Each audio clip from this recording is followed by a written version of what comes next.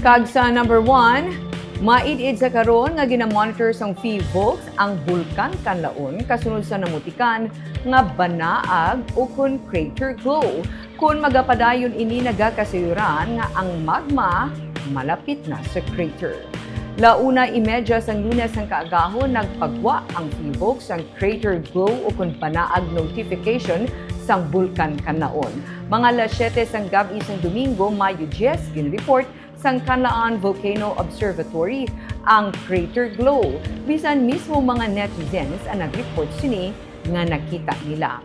Patahag ni Maria Antonia Bornas, ang Chief sang Volcano Monitoring and Eruption Division sang Volks, umarin pa sang November 2024, may mga emissions na sang superheated volcanic plumes, gas plumes, ang Kanlaon sa crater sini. Pero ini ang kitaon lamang sa infrared kag high-resolution camera nila. Pero kay kitaon na ini karon sa ordinaryo nga mata, isa ini ka development. Sa kaso sa bulkan Mayon, ang crater glow o kung banaag, precursor sang magmatic eruption. Sunod kay Bornas, ginamonitor nila kung magapadayon ang banaag sa masunod nga mga gabi.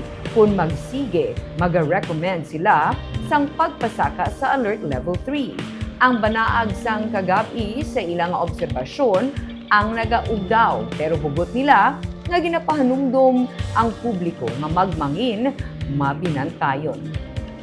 Dapat nagapabiling nga hilway sa pumuluyo ang 4-kilometer permanent danger zone.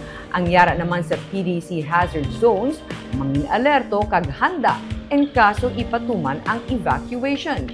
Ang Office of the Civil Defense mayara sang pre-disaster risk assessment.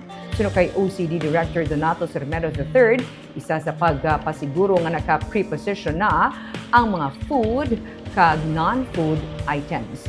May naplaster naman gid nga daan nga mga tikang kag hilimuon, pero sunod kay Sermeno, luyag nila mapasiguro pagid ang kahandaan.